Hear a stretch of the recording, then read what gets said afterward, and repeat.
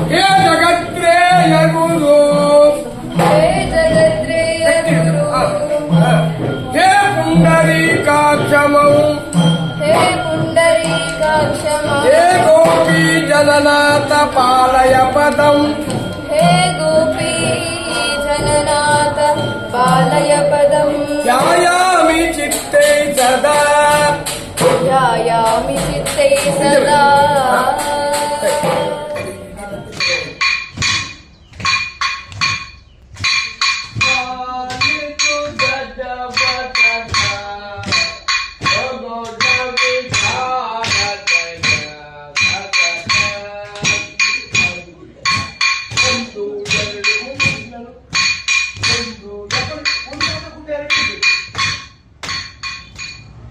ಓಂ ಶ್ರೀ ಗುರುಭ್ಯೋ ನಮಃ. ನಮಸ್ಕಾರ. ನಾನು ಡಾಕ್ಟರ್ ವಿಷ್ಣುಪ್ರಸಾದ ಬೆರೆಕರೆ, ವೃತ್ತಿಯಲ್ಲಿ ವೈದ್ಯ ಮತ್ತು ಯಕ್ಷಗಾನ ಕಲಾಭಿಮಾನಿ ಮತ್ತು ಕಲಾ ಪೋಷಕ. ಕಳೆದ 30 ವರ್ಷಗಳಿಂದ ಸಬ್ಬಣಕೋಡಿಯವರ ಶಿಷ್ಯನಾಗಿ ಪ್ರಕೃತ ಅವರು ಪೆರ್ಲದಲ್ಲಿ ನಿರ್ಮಿಸಿದಂತಹ ಉಚಿತ ಯಕ್ಷಗಾನ ಕಲಾ ಕೇಂದ್ರದಲ್ಲಿ ವಕ್ತಾರನಾಗಿಯೂ ನೇಮಕಗೊಂಡಿದ್ದೇನೆ. ಶಾಸ್ತ್ರದಲ್ಲಿ ಒಂದು ಮಾತು ಉಂಟು, ಸದಾಶಿವ ಸಮಾರಂಭಾಂ ಶಂಕರಾಚಾರ್ಯ ಮಧ್ಯಮಾಂ ಅಸ್ಮದಾಚಾರ್ಯ ಪರ್ಯಂತಾಂ ಒಂದೇ ಗುರು ಪರಂಪರಾ ಅಂತ. ಪ್ರಭು ಪರಮೇಶ್ವರನಿಂದ ಸಿಕ್ಕಿದಂತಹ ಜ್ಞಾನವನ್ನು ಆದಿಶಂಕರರು ಪಡೆದುಕೊಂಡು ಅವರ ನಂತರದಲ್ಲಿ ಅನೇಕ ಆಚಾರ್ಯರು ಈ ಜ್ಞಾನವನ್ನು ಪಡೆದು ಅದು ನಮ್ಮಲ್ಲಿಗೆ ತಲುಪಿತು. ನಮಗೆ ಸಿಕ್ಕಿ ನಮ್ಮಲ್ಲಿರುವಂತಹ ಅಂತಃಸತ್ವವನ್ನು ಬೆಳಗಿತು. ಅಂಥ ಎಲ್ಲ ಆಚಾರ್ಯ ಪರಂಪರೆಗೆ ನನ್ನ ನಮಸ್ಕಾರಗಳು ಅಂತ. ಇದೇ ಈ ಗುರು ಪರಂಪರೆಯನ್ನು ಅಥವಾ ಆಚಾರ್ಯ ಪರಂಪರೆಯನ್ನು ನಮ್ಮ ಯಕ್ಷಗಾನ ಕೇಂದ್ರದಲ್ಲಿ ಕೂಡ ನಾವು ಇದನ್ನು ನಂಬಿಕೊಂಡು ಇದೇ ಪರಿಪಾಲಿಸಿಕೊಂಡು ಬರ್ತಾ ಇದ್ದೇವೆ. ನಿಮಗೆಲ್ಲ ತಿಳಿದಿರುವ ಹಾಗೆ ಪಡ್ರೆ ಚಂದು ಅವರು ಯಕ್ಷಗಾನ ಕಂಡಂತಹ ಶ್ರೇಷ್ಠ ನಾಟ್ಯ ಗುರುಗಳು. ಅವರಿಂದ ಯಕ್ಷಗಾನ ನಾಟ್ಯ ಕಲಿಕೆಯನ್ನು ಸಬ್ಬಣಕೋಡಿ ರಾಮಭಟ್ಟರು ಪಡೆದುಕೊಂಡು ಬಾಲ್ಯದಲ್ಲಿ ಧರ್ಮಸ್ಥಳದ ಲಲಿತ ಕಲಾ ಕೇಂದ್ರದಲ್ಲಿ ತಮ್ಮ ಸಹೋದರ ಸಬ್ಬಣಕೋಡಿ ಕೃಷ್ಣ ಭಟ್ಟರೊಂದಿಗೆ ಅಭ್ಯಸಿಸಿ ನಂತರ ಕೆಲವು ವರ್ಷ ಕರ್ನಾಟಕ ಮತ್ತು ಕಟೀಲು ಮೇಳಗಳಲ್ಲಿ ತಮ್ಮ ಬಾಲ್ಯದ ತಿರುಗಾಟವನ್ನು ಮುಗಿಸಿ ಹಿರಿಯ ಕಲಾವಿದರಾದಂತಹ ಬಲಿಪ ಭಾಗವತರು, ಕೆ ಗೋವಿಂದ ಭಟ್ಟರು, ನೆಡ್ಲೆ ನರಸಿಂಹ ಭಟ್ಟರಲ್ಲಿ ಹಿಮ್ಮೇಳದ ಅಭ್ಯಾಸವನ್ನು ಪಡೆದುಕೊಂಡು ನಂತರ ಪೆರ್ಲಕ್ಕೆ ಬಂದು ಇಲ್ಲಿ 10 ಕಡೆ ನಾಟ್ಯ ತರಬೇತಿ ಶಿಕ್ಷಣವನ್ನು ನೀಡಿ ಕಳೆದ 30 ವರ್ಷಗಳ ಹಿಂದೆ ಪೆರ್ಲದಲ್ಲಿ ತಮ್ಮ ಗುರುಗಳ ಹೆಸರಿನಲ್ಲಿ ಒಂದು ಸ್ವಂತ ಜಾಗವನ್ನು ಖರೀದಿಸಿ ದಾನಿಗಳ ಸಹಾಯದಿಂದ ಉಚಿತ ಯಕ್ಷಗಾನ ಕಲಾ ಕೇಂದ್ರವನ್ನು ಸ್ಥಾಪಿಸಿದ್ದಾರೆ. ಕಲಾಸಕ್ತ ವಿದ್ಯಾರ್ಥಿಗಳಿಗೆ ಉಚಿತ ಆಸನ ವಸತಿಯನ್ನು ನೀಡಿ ಅವರನ್ನು ಕಲಾವಿದರನ್ನಾಗಿಸಿದ್ದಾರೆ. ಇದೀಗ ಸುಮಾರು 1000ಕ್ಕೂ ಹೆಚ್ಚು ಮಂದಿ ವಿದ್ಯಾರ್ಥಿಗಳು ಇವರ ಶಿಷ್ಯರಾಗಿ ಕೆಲವರು ವೃತ್ತಿಪರರಾಗಿ ಬೇರೆ ಬೇರೆ ಮೇಳದಲ್ಲಿ ವ್ಯವಸಾಯ ಮಾಡ್ತಾ ಇದ್ದಾರೆ. ಇನ್ನು ಕೆಲವರು ಹವ್ಯಾಸಿಗಳಾಗಿದ್ದಾರೆ. ಇನ್ನು ಕೆಲವರು ಶಾಲಾ ಕಾಲೇಜುಗಳಲ್ಲಿ ತಮ್ಮ ಪ್ರದರ್ಶನವನ್ನು ನೀಡುತ್ತಾ ಇದ್ದಾರೆ. ಇವತ್ತು ಯಕ್ಷಗಾನದಲ್ಲಿ ಸರ್ವಾಂಗೀಣವಾಗಿ ಒಂದು ಹಿಮ್ಮೇಳ ಮುಮ್ಮೇಳ ಬಗ್ಗೆ ಇದಮಿತ್ತಂ ಅಂತಂದು ಹೇಳಬಲ್ಲಂತಹ ಕೆಲವು ಗುರುಗಳ ಪೈಕಿ ಇವತ್ತು ಸಬ್ಬಣಕೋಡಿಯವರು ಅಗ್ರಸ್ಥಾನಿಗಳಾಗಿದ್ದಾರೆ. ಬಾಲ್ಯದಲ್ಲಿ ಇವರು ಕಲಿತಂತಹ ವಿದ್ಯೆಯನ್ನು ಈಗ 10 ಜನರಿಗೆ ಹೇಳಿಕೊಡುತ್ತಾ ಇದು ವರ್ತಮಾನದ ಒಬ್ಬರು ಶ್ರೇಷ್ಠ ಗುರುಗಳೆನಿಸಿಕೊಂಡಿದ್ದಾರೆ.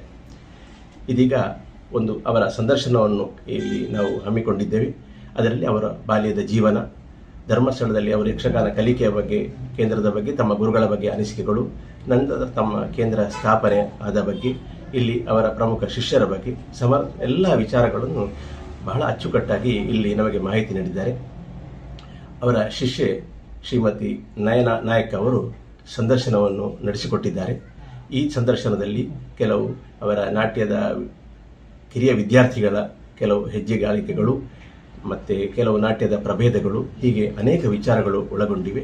ಅದಲ್ಲದೆ ಸಬ್ಬಣಕೋಡಿಯವರು ವರ್ತಮಾನ ಯಕ್ಷಗಾನದ ಬಗ್ಗೆ ಮತ್ತು ಮುಂದೆ ಯಕ್ಷಗಾನದ ಕಲಾವಿದರುಗಳಿಗೆ ಏನು ಅವರು ಮುಂದಿನ ಕಾರ್ಯಕ್ರಮವನ್ನು ಅಥವಾ ಒಂದು ಯಾವ ಮಾರ್ಗವನ್ನು ಅನುಸರಿಸಿದರೆ ಯಕ್ಷಗಾನವನ್ನು ಉಳಿಸಿ ಬೆಳೆಸಬಹುದು ಮುಂತಾದ ಒಳ್ಳೆಯ ಸಂದೇಶಗಳನ್ನು ನೀಡಿದ್ದಾರೆ.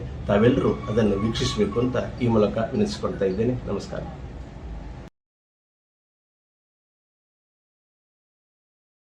ಶ್ರೀ ಗುರುಗಣಾಧಿಪತಯ ನಮಃ.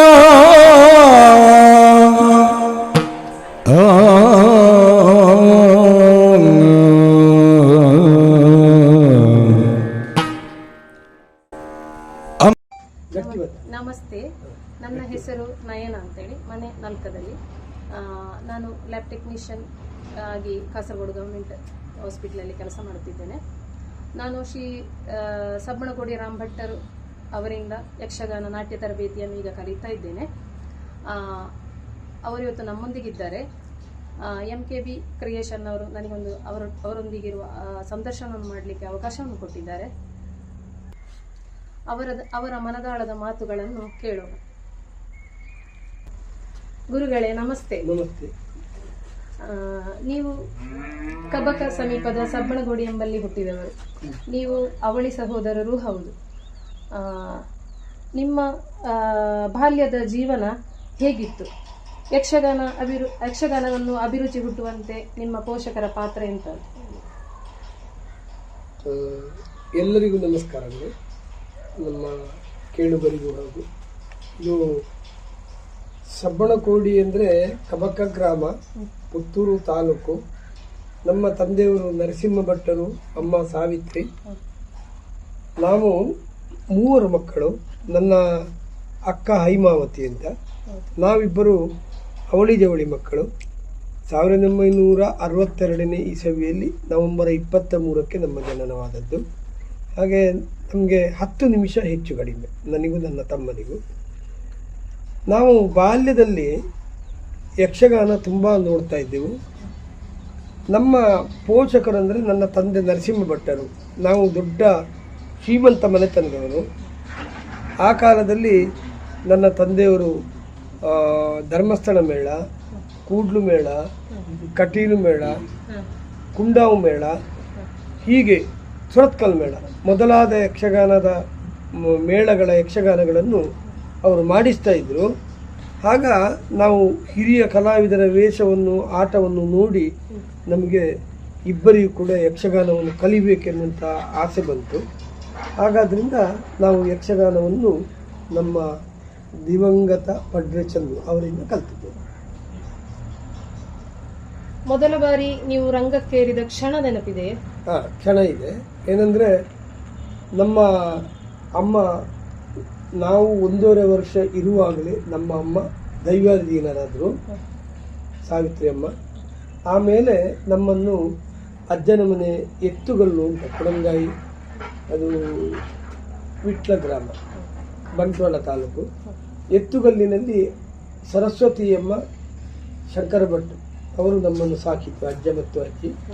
ಹಾಗೆ ಅಲ್ಲಿ ನಾವು ಎತ್ತುಗಲ್ಲು ಶಾಲೆ, ಸರ್ಕಾರಿ ಶಾಲೆ, ಇದು ಅಧ್ಯಾಪಕರಾದಂತಹ ಪದ್ಮನಾಭ ರಾವ್ ಅವರೊಬ್ಬರೇ ಮಾಸ್ಟ್ರು.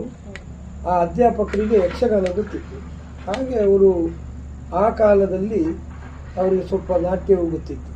ಅವ್ರಿಗೆ ಗೊತ್ತಿರುವುದನ್ನು ಅವರು ಹೇಳಿಕೊಟ್ಟಿದ್ದಾರೆ.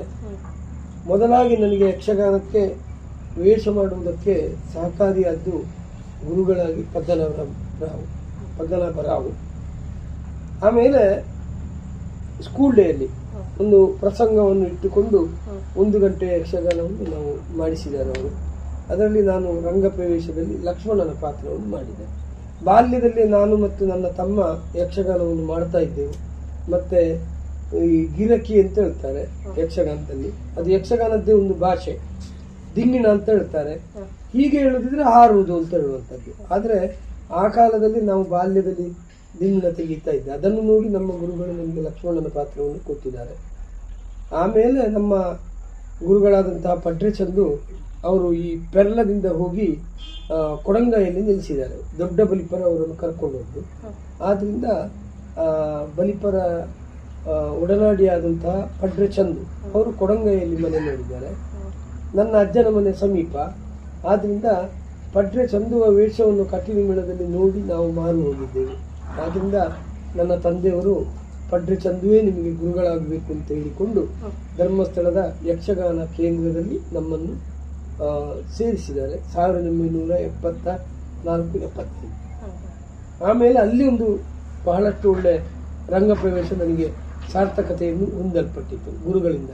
ಏನಂದ್ರೆ ಸುಧನ್ವ ಮೋಕ್ಷ ಪ್ರಸಂಗ, ಪಾಂಡವೇಶ್ವರ ಮೇಧದಲ್ಲಿ ಆಯ್ದಂತಹ ಸುಧನ್ವ ಮೋಕ್ಷ, ಅದರಲ್ಲಿ ನಾನು ಸುಧನ್ವನ ಪಾತ್ರ ಮಾಡಿದ್ದೆ.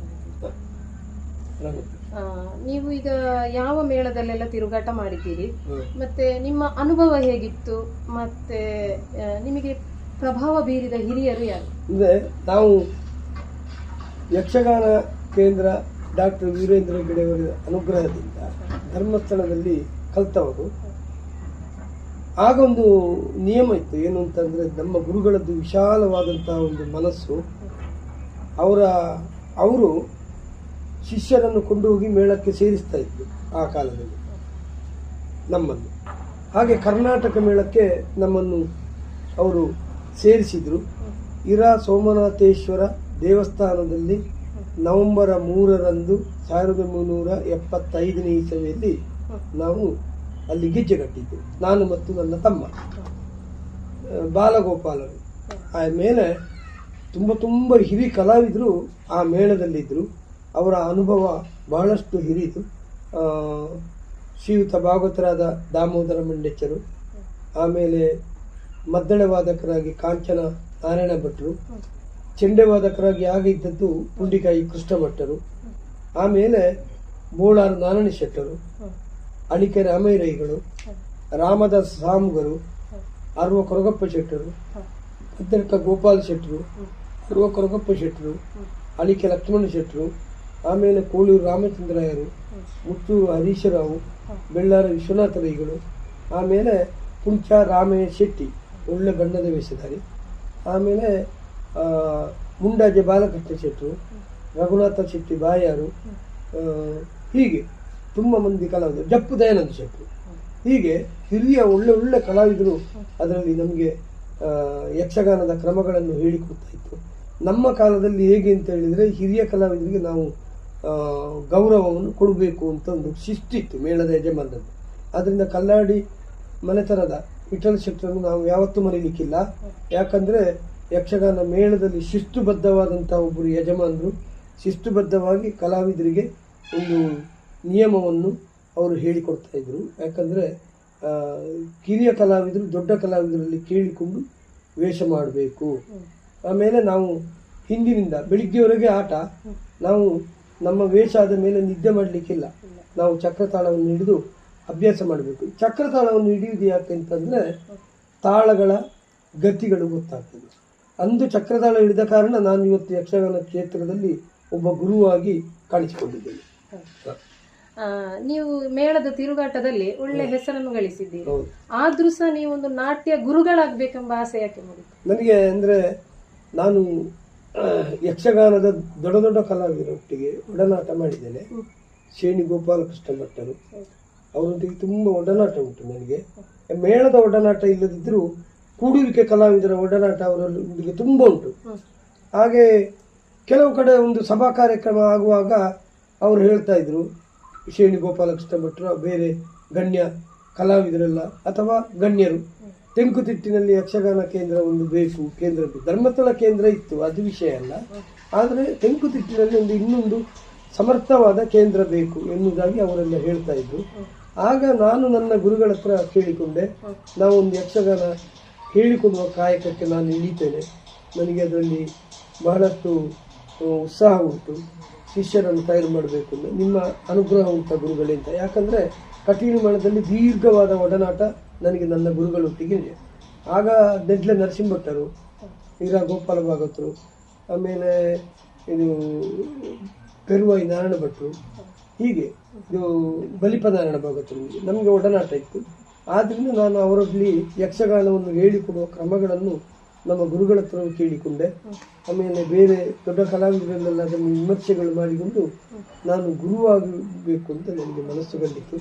ಸಂಪೂರ್ಣವಾಗಿ ಪಡ್ರೆ ಚಂದು ನನಗೆ ಅನುಗ್ರಹವನ್ನು ಮಾಡಿದ್ದಾರೆ.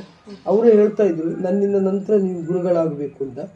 ಅದೇ ರೀತಿಯಲ್ಲಿ ಇವತ್ತು ತೆಂಕುತಿಟ್ಟಿನಲ್ಲಿ ಒಂದು ಯಕ್ಷಗಾನದ ಶಾಸ್ತ್ರೀಯವಾದ ಪಡ್ರೆ ಚಂದವರ ನಾಟ್ಯ ಶೈಲಿಯನ್ನು ನಾನು ಇವತ್ತು ಎಲ್ಲರಿಗೂ ಹೇಳಿಕೊಡ್ತಾ ಇದ್ದೇನೆ ಗುರುಗಳ ಅನುಗ್ರಹದಿಂದ. ಮತ್ತು ನಾನು ನಂಬಿದಂತಹ ಶಾರದಾ ಮಾತೆ ಕಟೀಲು ಶ್ರೀ ದುರ್ಗಾ ಪರಮೇಶ್ವರಮ್ಮನವರ ಅನುಗ್ರಹ ಮತ್ತು ನನ್ನ ತಂದೆ ನರಸಿಂಹಭಟ್ಟರ ಹಿರಿಯರ ಅನುಗ್ರಹ, ಅಜ್ಜ ಅಜ್ಜಿಯ ಅನುಗ್ರಹದಿಂದ ನಾನು ಇವತ್ತು ಒಬ್ಬ ಗುರುವಾಗಿದ್ದೇನೆ. ನೀವು ಆರಂಭದಲ್ಲಿ ಈ ಪೆರ್ಲದಲ್ಲಿ ಶಾಲೆಗಳಲ್ಲಿ ಮಂದಿರಗಳಲ್ಲೆಲ್ಲ ನಾಟ್ಯ ಕಲಿಸ್ತಾ ಇದ್ದೀವಿ. ಅವಾಗ ನಿಮಗೆ ಬೆಂಬಲಕ್ಕೆ ನಿಂತವರು ಯಾರು? ನಮಗೆ ಅಂದರೆ ನಾನು ಬದ್ದಿಡ್ಕಕ್ಕೆ ಬಂದು ನೆಲೆಸಿದೆ. ಆ ಸಂದರ್ಭದಲ್ಲಿ ನನಗೆ ಪುಂಡಿಕಾಯಿ ಕೃಷ್ಣ ಭಟ್ರ ಒಡನಾಟ ಮೊದಲೇ ಉಂಟಲ್ಲ, ಹಾಗೆ ಪುಂಡಿಕಾಯಿ ಕೃಷ್ಣ ಭಟ್ರು ಹಲವಾರು ಅವರು ಮೇಳವನ್ನು ಬಿಟ್ಟಿದ್ರು. ಹಲವಾರು ಯಕ್ಷಗಾನ ಕಡೆಗಳಲ್ಲಿ ಬಯಲಾಟಗಳಲ್ಲಿ ಕೂಡುವಿಕೆ ಕಲಾವಿದರಲ್ಲಿ ನನಗೆ ಅವರು ಸಿಗ್ತಾ ಇದ್ರು. ಆಮೇಲೆ ನನ್ನ ತರಬೇತಿಗೂ ಕೂಡ ಚೆಂಡೆ ವಾದಕರಾಗಿ ಅವರೇ ಬರ್ತಾ ಇದ್ರು. ಆಗ ಏನಂದ್ರೆ ಪಟ್ರೆಯಲ್ಲಿ ಒಂದು ಕ್ಲಾಸ್ ಆಗಬೇಕು, ಕರಾಡ ಬ್ರಾಹ್ಮಣಸ್ತ್ರ ಸಂಘ ಅಂತ ಒಂದು ಬ್ರಾಹ್ಮಣರ ಸಂಘ. ನೀವು ಪೆರ್ಲ ಪಂಡಿತರು ಕೇಳಿದ್ದಾರೆ, ಒಳ್ಳೆ ಹೇಳಿಕೊಡುವವರು ಗುರುಗಳು ಬೇಕು ಅಂತ ಕೇಳಿಕೊಂಡಿದ್ದಾರೆ. ಆಗ ನನಗೆ ಪೆರ್ಲ ಪಂಡಿತರ ಒಳ್ಳೆ ಪರಿಚಯ ಇದೆ, ನಾನು ಅವರೊಂದಿಗೆ ತಾಳಮದ್ದಳಿಗೆ ಅರ್ಥ ಹೇಳಿದ್ದೇನೆ.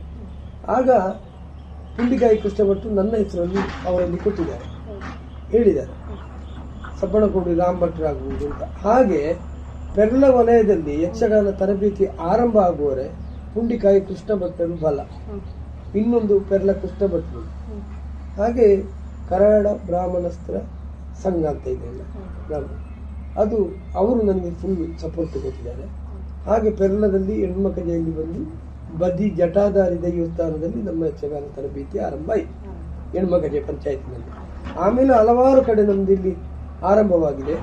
ಆರಂಭದಲ್ಲಿ ಪುಂಡಿಕಾಯಿ ಕೃಷ್ಣ ಭಟ್ರು, ಪೆರ್ಲ ಕೃಷ್ಣ ಭಟ್ರು, ಕೋಟೆರಾಮ್ ಭಟ್ರು. ಕೋಟೆರಾಮ್ ಭಟ್ರು ಒಳ್ಳೆಯ ಕಲಾವಿದ, ಅವರು ಉಪನ್ಯಾಸಕರಾದರೂ ಕೂಡ ತೆಂಕುತಿಟ್ಟಿನ ಒಳ್ಳೆಯ ಒಬ್ಬರು ಅರ್ಥಧಾರಿ ವೇಷಧಾರಿ, ದೊಡ್ಡನ ಬಲಿಪರಿದಿಗೆ ಒಡನಾಟ ಇದ್ದವರು. ಅವರು ನನ್ನನ್ನು ಬಹಳಷ್ಟು ಸಹಕಾರ ಕೊಟ್ಟರು. ನೀವು ಈ ಪೆರ್ಲದಲ್ಲಿ ಸ್ವಂತ ಸ್ಥಳವನ್ನು ಖರೀದಿಸಿ ನಿಮ್ಮ ಗುರುಗಳ ಹೆಸರಲ್ಲಿ ನಾಟ್ಯ ತರಬೇತಿ ಕೇಂದ್ರವನ್ನು ಸ್ಥಾಪಿಸಿದ್ದೀರಿ. ಅಲ್ಲಿ ಮಕ್ಕಳಿಗೆ ಉಚಿತವಾಗಿ ನೀವು ಶಿಕ್ಷಣವನ್ನು ನೀಡ್ತಾ ಇದ್ದೀರಿ. ಅಲ್ಲದೆ ಮಕ್ಕಳಿಗೆ ಉಳ್ಕೊಳ್ಳುವವರಿಗೆ ಉಚಿತ ವಸತಿ ಮತ್ತೆ ಊಟದ ವ್ಯವಸ್ಥೆ ಕೂಡ ಮಾಡ್ತಾ ಬಂದಿದ್ದೀರಿ. ಅದು ನಿಮಗೆ ಕಷ್ಟ ಎನಿಸ್ಲಿಲ್ವಾ? ಈಗ ನನಗೆ ಯಕ್ಷಗಾನ ಕೇಂದ್ರವನ್ನು ಮಾಡುವಾಗ ನಾನು ಸಾಮಾನ್ಯ ಒಂದು ಹೆಚ್ಚು ಕಡಿಮೆಯಲ್ಲಿ 24 ವರ್ಷ, ಒಂದು 25 ವರ್ಷ ಸರ್ವಿಸ್ ಆಗಿದೆ ನನಗೆ ಯಕ್ಷಗಾನ. ಅದಲ್ಲದೆ ನಾನು 85ನೇ ಇಸವಿಯಿಂದ ಯಕ್ಷಗಾನ ನಾಟ್ಯವನ್ನು ಹೇಳಿಕೊಡುವುದಕ್ಕೆ ಆರಂಭಿಸಿದ್ದೇನೆ ನಮ್ಮ ಗುರುಗಳ ಆಶೀರ್ವಾದದಿಂದ. ಪಡ್ರೆಚಂದ್ರವರು ಅನ್ನಕ್ಕೆ ದಾರಿ ಮಾಡಿಕೊಟ್ಟ ಒಬ್ಬ ಮಹಾನ್ ಗುರು. ನಾವಂದ್ರೆ ನನ್ನ ತಾಯಿ ಅಳಿದ ಮೇಲೆ ನಾವು ಬಡತನದಲ್ಲಿ ಬದುಕಿದವರು. ಯಾಕಂದ್ರೆ ನಮ್ಮ ಕಬಕದ ಎಡದ ಬದಿಯ ರಾಜರಸ್ತೆಯ ಬದಿಯಲ್ಲಿ ಆ ಗದ್ದೆಗಳು ತೋಟಗಳೆಲ್ಲ ನಮ್ಮದೇ. ಪೂಳ್ಯ ವೆಂಕಟರಮಣ ದೇವಸ್ಥಾನ ನಮ್ಮ ಆಡಳಿತೆಯಲ್ಲಿತ್ತು, ಹಲವಾರು ದೇವಸ್ಥಾನಗಳು ನಮ್ಮ ಆಡಳಿತ ಎಲ್ಲ ಒಕ್ಕಲು ಮಸೂದೆಗೆ ಹೋಗಿದೆ. ಹೀಗೆ ಬಡತನದಲ್ಲಿದ್ದಂತಹ ನಾವು ಆಮೇಲೆ ನಮಗೆ ಕಂಡದ್ದೇನು ಅಂತ ಹೇಳಿದ್ರೆ ಒಂದು ಯಕ್ಷಗಾನ ಕೇಂದ್ರ ಮಾಡಬೇಕು ಅಂತ. ಆಯ್ತಾ, ಅದೇ ರೀತಿಯಲ್ಲಿ ನಾನು ಯಕ್ಷಗಾನ ಕೇಂದ್ರ ಮಾಡಬೇಕು. ಹಾಗಾದ್ರಿಂದ ನಾನು ನನ್ನ ಗುರುಗಳಲ್ಲಿ ಕೇಳಿದೆ, ಒಂದು ಯಕ್ಷಗಾನ ಕೇಂದ್ರವನ್ನು ಸ್ಥಾಪಿಸ್ತೇನೆ ಗುರುಗಳೇ, ನಿಮ್ಮ ಅನುಗ್ರಹ ಉಂಟಾ ಅಂತ ಕೇಳುವಾಗ ಹೇಗೆ, ಆಗ ನಾನು ಅವರು ಜೀವಂತ ಇದ್ರು. ಆಗ ಅವರು ಹೇಳಿದ್ರು, ನಾನು ನಮ್ಮಿಂದೆಲ್ಲ ಹಣ ಕೊಡ್ಲಿಕ್ಕೆ ಆಗ್ಲಿಕ್ಕಿಲ್ಲ, ನೀವು ಹೇಗೆ ಮಾಡ್ತೀರಿ, ನಿಮ್ಮಲ್ಲಿ ನಾವು ಹಣ ತೆಕ್ಕೊಳ್ಳುವುದಿಲ್ಲ, ನೀವು ನಮಗೆ ಅನುಗ್ರಹ ಮಾಡಿದ್ರು ಸಾಕು, ಕೇಂದ್ರ ಮಾಡ್ತೇನೆ, ಒಂದು ಸ್ಥಳವನ್ನು ಖರೀದಿಸಿ. ಹಾಗೆ ಅವರು ಒಪ್ಪಿಗೆ ಕೊಟ್ಟರು. ಆಗ ಅವರು ಜೀವಂತ ಇದ್ರು. ಅವರು ಒಪ್ಪಿಗೆಯನ್ನು ಕೊಟ್ಟರು, ನಿಮ್ಮ ಹೆಸರಿಗೆ ಮಾಡೋದು, ಪಡ್ರೆಚಂದ್ರ ಅಂತಲೇ ಮಾಡುವಂಥದ್ದು, ಅದು ಹೇಗೆ ಅಂತ ಮುಂದೆ ನೋಡ್ತೇನೆ ಹೇಳಿ ಆದ ಮೇಲೆ ಸ್ವಲ್ಪ ಕೆಲವು ವರ್ಷ ಇದ್ರಷ್ಟೇ. ಆಗ ಸ್ಥಳವನ್ನು ಖರೀದಿಸಿ ಆಗಿದೆ, ನಮಗೆ ಇಲ್ಲಿ ಸ್ಥಳವನ್ನು ಖರೀದಿಸಿ ಆಗಿದೆ. ಇದರ ಪೂರ್ವಭಾವಿಯಾಗಿ ನಾನೊಂದು ಯಕ್ಷಗಾನ ಕೇಂದ್ರ ಮಾಡುವುದು ಅಂತ ಹೇಳಿಕೊಂಡು ಲಲಿತ ಕಲಾ ಕೇಂದ್ರ ಅಂತ ಒಂದು ಸಂಸ್ಥೆಯನ್ನು ಸ್ಥಾಪಿಸಿದೆ. ಆ ಕಾಲದಲ್ಲಿ ಗುರುಗಳಿರುವಾಗ ಅದರ ಉದ್ಘಾಟನೆ ಮಾಡಿದ್ದು ಗುರುಗಳೇ. ಅದೇ ಇದು ಪಡ್ರೆಚಂದ್ರ ಸ್ಮಾರಕವಾಗಿ ಮುಂದುವರಿಯಿತು. ಸ್ವಂತ ಸ್ಥಳವನ್ನು ಖರೀದಿಸಿ ನನಗೆ ಬಹಳಷ್ಟು ಬೆಂಬಲ ನಮ್ಮ ಶಿಷ್ಯವರ್ಗ. ಮತ್ತೆ ನಾನು ಎಲ್ಲಿ ಕೂಡ ತರಬೇತಿ ಕೊಟ್ಟರೆ ಆ ಕ್ಷೇತ್ರದಲ್ಲಿ ನನಗೆ ತುಂಬ ಮಂದಿ ಅಭಿಮಾನಿಗಳಿದ್ದಾರೆ. ಯಾಕಂದರೆ ಇಷ್ಟು ಚಂದ ತೆಂಕುತಿಟ್ಟಿನ ನಾಟ್ಯವನ್ನು ಹೇಳಿಕೊಟ್ಟು ನಮ್ಮ ಮಕ್ಕಳನ್ನು ನೀವು ಸಿದ್ಧಪಡಿಸ್ತೀರಲ್ಲ, ಹಾಗಾದ್ರಿಂದ ನಿಮ್ಮ ಸಂಸ್ಥೆಗೆ ನಾವು ಕೊಡ್ತೇವೆ ಸಹಕಾರ ಅಂತ ಎಲ್ಲರೂ ಅದನ್ನು ಮೆಚ್ಚಿಕೊಡ್ತಾರೆ. ಆದ್ದರಿಂದ ನನಗೆ ದೊಡ್ಡ ಕಷ್ಟವೇನು ಕಾಣಲಿಲ್ಲ. ಇನ್ನೊಂದೇನೆಂದರೆ 2005ನೇ ಇಸವಿಗೆ ನಾನು ಶಾರದಾ ಪೂಜೆ ಮಹೋತ್ಸವ ನಾನು ಪಳ್ಳದರ್ಕ ಪುರೋಹಿತರ ಅನುಗ್ರಹದಿಂದ ಸ್ಥಾಪಿಸಿದೆ. ಪೆರ್ಲದಲ್ಲಿ ಮೂರ್ತಿಯನ್ನು ಇಟ್ಟುಕೊಂಡು ಆ ಶಾರದೆಯನ್ನು ಆರಾಧನೆ ಮಾಡಿಕೊಂಡು ನಾನು ಈ ಯಕ್ಷಗಾನ ಕೇಂದ್ರದಲ್ಲಿ ಮಕ್ಕಳಿಗೆ ಉಚಿತವಾಗಿ ವಿದ್ಯೆಯನ್ನು ಕೊಟ್ಟು ಅನ್ನದಾನವ ಸಮೇತ ವಸತಿ ಸಮೇತ ನಾನು ಮಾಡಿದ್ದೇನೆ. ಏನಂದರೆ ಡಾಕ್ಟರ್ ವೀರೇಂದ್ರ ಹೆಗ್ಗಡೆಯವರು ಕೂಡ ನಮ್ಮನ್ನು ಮೆಚ್ಚಿ ಅಲ್ಲಿಂದ ಧರ್ಮಸ್ಥಳದಿಂದ ವಿದ್ಯಾರ್ಥಿಗಳನ್ನು ಕಳಿಸಿದ್ದಾರೆ.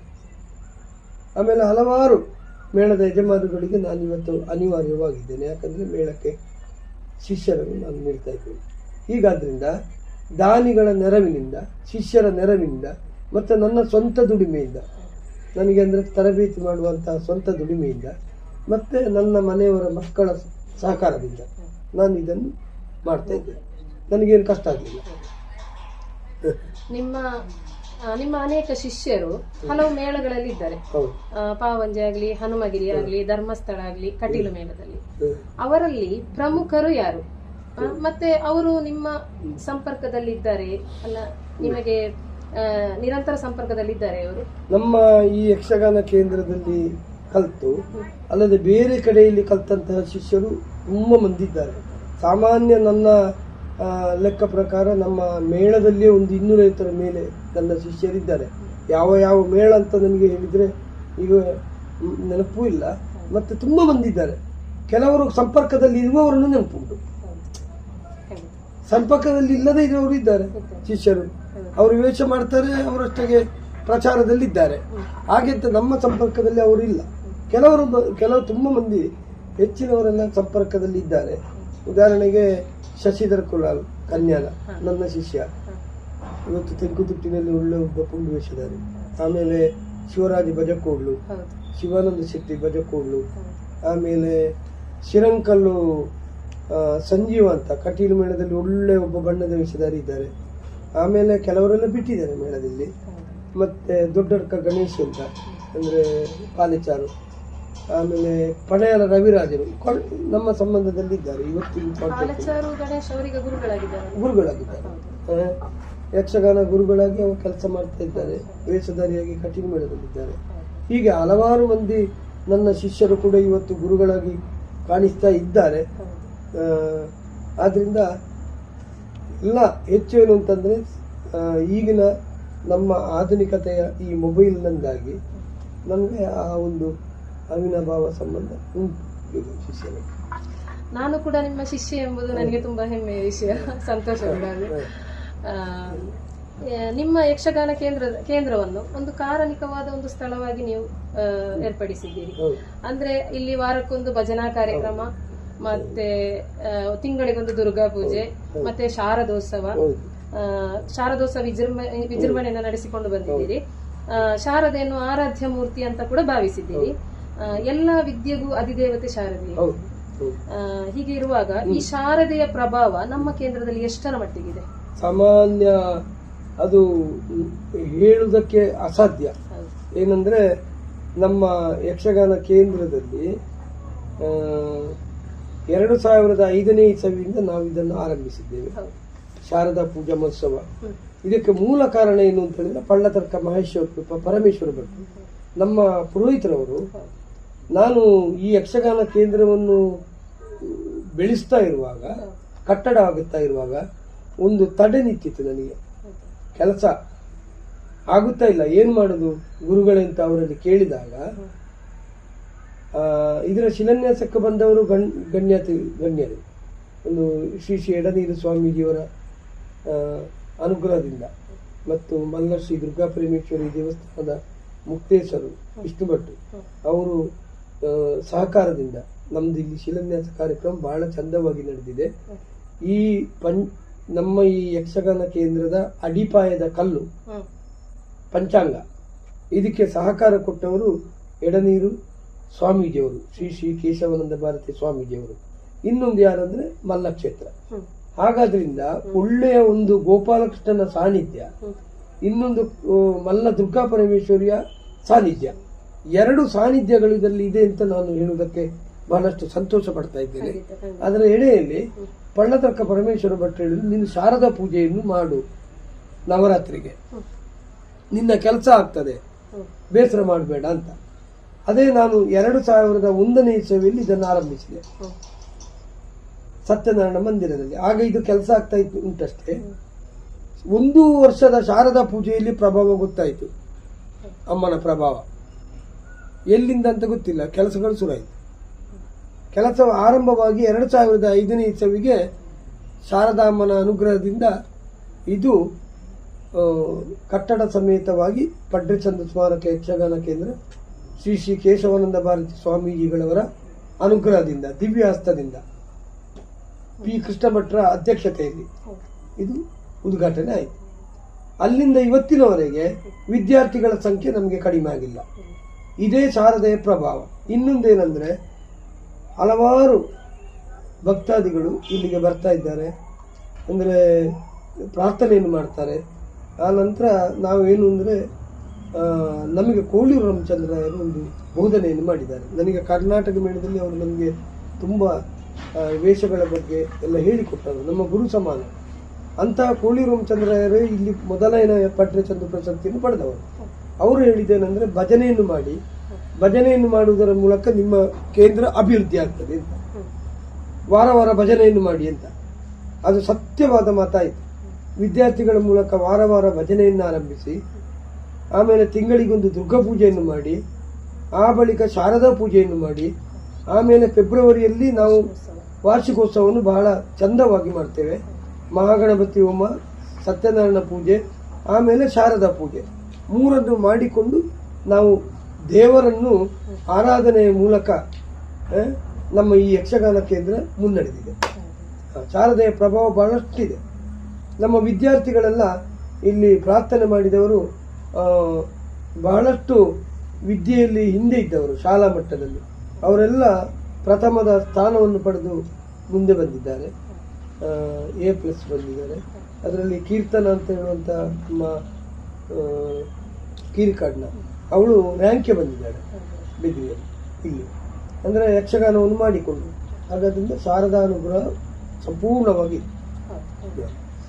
ನಿಮಗೆ ಈ ಸಾಧನೆಯನ್ನು ಗುರುತಿಸಿ ಅನೇಕ ಸಂಘ ಸಂಸ್ಥೆಗಳು ನಿಮ್ಮನ್ನು ಗೌರವಿಸಿದೆ. ಈ ಕೇಂದ್ರದಲ್ಲಿ ತುಂಬಾ ಪ್ರಶಸ್ತಿ ಫಲಕಗಳು ರಾರಾಜಿಸ್ತಾ ಉಂಟು. ಪ್ರಧಾನ ಪ್ರಶಸ್ತಿ ಸಮ್ಮಾನವು ಯಾವುದು, ಅಥವಾ ನಿಮ್ಮ ಪ್ರತಿಭೆಯನ್ನು ಗುರುತಿಸಿ ನಿಮಗೆ ಏನಾದರೂ ಸರ್ಕಾರದಿಂದ ಸಹಾಯವೋ ಪ್ರಶಸ್ತಿಯೋ ಸಿಕ್ಕಿದೆ? ನಮಗೆ ಅಂದರೆ ನಮ್ಮ ಯಕ್ಷಗಾನ ಕೇಂದ್ರದ ಕೆಲಸವನ್ನು ಗುರುತಿಸಿ ಆರಂಭದಲ್ಲಿ ನಮಗೆ ಪ್ರದೀಪ್ ಕಲ್ಕೂರು ಅವರು ಕನ್ನಡ ಸಾಹಿತ್ಯ ಪರಿಷತ್ತಿನ ಅಧ್ಯಕ್ಷರಾಗಿದ್ದರು, ಜಿಲ್ಲಾ ಅಧ್ಯಕ್ಷರು.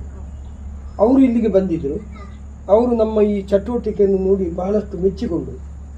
ಆಮೇಲೆ ನಾನು ಅದನ್ನು ಬಯಸಿದ್ದಲ್ಲ, ಆದರೆ ಇಲ್ಲಿ ಏನಾಯ್ತಂದರೆ ಶಾರದೆಗೆ ನಾನು ಪೂಜೆ ಮಾಡ್ತಾ ಇದ್ದಾಗಲೇ ಅವರ ಫೋನ್ ಬಂತು, ಸಬ್ಬಣಕೋಡಿಯವರು ನಿಮಗೆ ದಕ್ಷಿಣ ಕನ್ನಡ ಜಿಲ್ಲಾ ರಾಜ್ಯೋತ್ಸವ ಪ್ರಶಸ್ತಿಯನ್ನು ನೀಡ್ತೇವೆ, ನಿಮ್ಮ ಯಕ್ಷಗಾನ ಕೇಂದ್ರ ಬಹಳಷ್ಟು ಚಂದವಾಗಿ ನಡೀತಾ ಇದೆ, ಚಟುವಟಿಕೆ ಬಹಳಷ್ಟು ಇಷ್ಟವಾಯಿತು ಅಂತ. ಹಾಗೆ ಆರಂಭದ ಒಂದು ಪ್ರಶಸ್ತಿ ಬಂದದ್ದು ನಮಗೆ ಸರ್ಕಾರದ ಮಟ್ಟದ್ದು, ಅದು ಕರ್ನಾಟಕ ಸರ್ಕಾರ. ಆಮೇಲೆ ಈಗ ಒಂದು 2 ವರ್ಷ ಮೊದಲು ಯಕ್ಷಗಾನ ಸಮ್ಮೇಳನ ಅಂತ ಕರ್ನಾಟಕ ಸರ್ಕಾರ ಮಾಡಿದರು. ಹಾಗೆ ಉಡುಪಿಯಲ್ಲಿ ಸಾಧನಾ ಪ್ರಶಸ್ತಿ ಅಂತ ನಮಗೆ ಕೊಟ್ಟಿದ್ದಾರೆ, ಯಕ್ಷಗಾನ ಸಾಧನಾ ಪ್ರಶಸ್ತಿ ಕರ್ನಾಟಕ ಸರ್ಕಾರದಿಂದ. ಇನ್ನೊಂದು ಸರ್ಕಾರದಿಂದಲೂ ಅತಿಯಾದಂತಹ ಮೇಲಿನ ಪ್ರಶಸ್ತಿ, ಇಡೀ ನಮ್ಮ ಪ್ರಪಂಚದಲ್ಲಿ ಸ್ವಾಮೀಜಿಯಾಗಿ ಧಾರ್ಮಿಕ ವಿಚಾರದಲ್ಲಿ ಪ್ರಚಾರವನ್ನು ಮಾಡಿಸಿದಂಥ, ಎಲ್ಲರ ಪ್ರೀತಿಗೆ ಪಾತ್ರರಾದ, ಎಲ್ಲರ ಅಭಿಮಾನಕ್ಕೆ ಪಾತ್ರರಾದ ವಿಶ್ವೇಶ್ವರ ಸ್ವಾಮೀಜಿಯವರ ವಿಶ್ವೇಶ ತೀರ್ಥ ಪ್ರಶಸ್ತಿಯನ್ನು ನಮ್ಮ ಕೇಂದ್ರಕ್ಕೆ ಕೊಟ್ಟಿದ್ದಾರೆ ಇಲ್ಲಿಗೆ. ಅದು ದೊಡ್ಡ ಪ್ರಶಸ್ತಿ. ಅದು ಯಾರಿಗೂ, ಅದೊಂದು ಧರ್ಮಸ್ಥಳಕ್ಕೆ ಸಿಕ್ಕಿದೆ, ಯಕ್ಷಗಾನ ಕೇಂದ್ರಕ್ಕೆ. ಅವರು ಯಕ್ಷಗಾನ ಕೇಂದ್ರಕ್ಕೆ ಅಂತಲೇ ಕೊಡುವಂಥದ್ದು. ಅದು ವೈಯಕ್ತಿಕವಾಯಿತು, ಕೇಂದ್ರಕ್ಕೂ ಆಯಿತು. ಹಾಗೆ ಆ ಪ್ರಶಸ್ತಿ ನಮಗೆ ಇಲ್ಲಿಗೆ ಬಂದಿದೆ. ಯಾಕಂದ್ರೆ ಲಲಿತ ಕಲಾ, ಇದು ಕಲಾರಂಗದವರು ಇದ್ದಾರೆ, ಉಡುಪಿ ಯಕ್ಷಗಾನ ಕಲಾರಂಗ. ಅವರು ನಮ್ಮ ಇಲ್ಲಿಯ ಚಟುವಟಿಕೆಯನ್ನು ಪರಿಶೀಲನೆ ಮಾಡಿ ಇಲ್ಲಿಗೆ ಬಂದಿದ್ರು. ಮುರಳಿ ಕಡೆಕಾರು, ಮತ್ತೆ ಪೃಥ್ವಿರಾಜ್, ಹೀಗೆ ಸಂಜೀವ ಚೋರಣರು ಅವರೆಲ್ಲ ಬಂದು ನನ್ನನ್ನು ಪರಿಶೀಲನೆ ಮಾಡಿ ಮಕ್ಕಳ ನೃತ್ಯವನ್ನು ನೋಡಿ ಈ ಕೇಂದ್ರ ವಿಶ್ವೇಶತೀರ್ಥ ಪ್ರಶಸ್ತಿಗೆ ಸಲ್ಲಲ್ಪಟ್ಟದ್ದು ಅಂತ. ಹಾಗೆ ಅವರು ಬಹಳಷ್ಟು ಚಂದದಲ್ಲಿ ನಮಗೆ 2014ನೇ ಇಸವಿಯಲ್ಲಿ ಅದನ್ನು ಕೊಟ್ಟಿದ್ದಾರೆ. ಇದೆಲ್ಲ ಒಟ್ಟಿಗೆ ಬಂದಿದೆ ಪ್ರಶಸ್ತಿ. ಆಮೇಲೆ ಉಡಿಯೂರು ಸ್ವಾಮೀಜಿಯವರು ಯಕ್ಷಸಿರಿ ಪ್ರಶಸ್ತಿ ಅಂತ ಕೊಟ್ಟಿದ್ದಾರೆ. ನಮ್ಮ ಇವರು ಕೊಲ್ಯ ಸ್ವಾಮೀಜಿಯವರು ಯಕ್ಷ ಕಲಾರತ್ನ ಅಂತ ಪ್ರಶಸ್ತಿ ಕೊಟ್ಟಿದ್ದಾರೆ. ಶ್ರೀ ಶ್ರೀ ಕೇಶವಾನಂದ ಭಾರತಿ ಸ್ವಾಮೀಜಿಯವರು ಸನ್ಮಾನಿಸಿದ್ದಾರೆ ನನ್ನನ್ನು, ಹಲವಾರು ಸಲ ಸನ್ಮಾನಿಸಿದ್ದಾರೆ, ಅಭಿನಂದಿಸಿದ್ದಾರೆ. ಹಲವಾರು ಕಡೆ ನನಗೆ ಪ್ರಶಸ್ತಿಗಳು ಬಂದಿವೆ. ಕೇರಳ ಸರ್ಕಾರದಿಂದ ನನಗೆ ಕೇರಳದ ಸರ್ಕಾರದ ಯಕ್ಷಗಾನ ತುಳು ಇದು ಯಾವುದು ತುಳು ಅಕಾಡೆಮಿ ಅಂತ ಇದೆ, ಆ ತುಳು ಅಕಾಡೆಮಿಯ ಪ್ರಶಸ್ತಿಗೆ 2 ವರ್ಷದ ಮುಂಚೆ ನನಗೆ ಬಂದಿತ್ತು ಕೇರಳ ಸರ್ಕಾರದಿಂದ. ಈ ಯಕ್ಷಗಾನ ಕೇಂದ್ರದಲ್ಲಿ ಇಲ್ಲಿಗ ಹಿಮ್ಮೇಳ ಕ್ಲಾಸ್ ಕೂಡ ನಡೀತಾ ಉಂಟು. ಯಾವೆಲ್ಲ ಗುರುಗಳಿದ್ದಾರೆ, ಅವರ ಸೇವೆ ಎಂತಹುದು, ಅವರ ಬಗ್ಗೆ ಸ್ವಲ್ಪ ಮಾಹಿತಿ. ತೆಂಕಬೈಲು ತಿರುಮೇನೇಶ್ವರ ಶಾಸ್ತ್ರಿಗಳು ನಮ್ಮ ಮೊದಲನೆಯ ಗುರುಗಳು. ಅವರು ದಿವಂಗತರಾದ ಮೇಲೆ ಅವರ ಮಗ ಬರ್ತಾ ಇದ್ದಾರೆ. ಭಾಗವತಿಗೆ ಗುರುಗಳಾಗಿ ಇಲ್ಲಿ ಮುರಳಿ ಕೃಷ್ಣ ಶಾಸ್ತ್ರಿಗಳು ನೆರವೇರಿಸ್ತಾ ಇದ್ದಾರೆ. ಈಗ ಹಲವಾರು ಮಂದಿ ನಮ್ಮ ಈ ಯಕ್ಷಗಾನ ಕೇಂದ್ರದ ತೆಂಕಬೈನರ ಶಿಷ್ಯರಾಗಿ ಇವತ್ತು ಒಳ್ಳೆ ಭಾಗವತರಾಗಿ ಆಮೇಲೆ ಗುರುಗಳಾಗಿ ಮೆರೀತಾ ಇದ್ದಾರೆ. ಒಬ್ರು ಯಾಕಂದ್ರೆ ಇಲ್ಲಿಗ ನಾರಾಯಣ ಶರ್ಮಾ ಕಾಟೂರ್ತಿ, ವರ್ಷಿತ್ ಕಿಜಕ್ಕರು ಅಂತ ಹಿಮ್ಮೇಳ ಚೆಂಡೆಮದ್ದಳ ವಾದಕರಾಗಿ, ನನ್ನ ಶಿಷ್ಯನೇ, ನನ್ನ ಅಳಿಯನು ಕೂಡ ಸಂಬಂಧದಲ್ಲಿ ಅವ ಇಲ್ಲಿ ಹಿಮ್ಮೇಳದಲ್ಲಿ ಗುರುಗಳಾಗಿ ಕಾರ್ಯಾಚರಿಸ್ತಾ ಇದ್ದಾರೆ.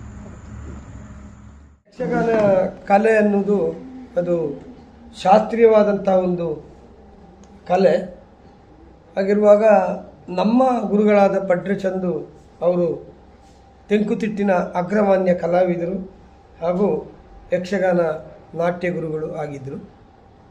ಹಾಗೆ ಅವರ ಹೇಳಿಕೊಡುವಂತಹ ಯಾವ ಶಾಸ್ತ್ರೀಯವಾದಂತಹ ಯಕ್ಷಗಾನದ ನಾಟ್ಯದ ಶೈಲಿ ಉಂಟು ಅದನ್ನು ನನಗೆ ಸಂಪೂರ್ಣವಾಗಿ ನಮ್ಮ ಗುರುಗಳು ನನಗೆ ದಾರಿ ಎರೆದಿದ್ದಾರೆ.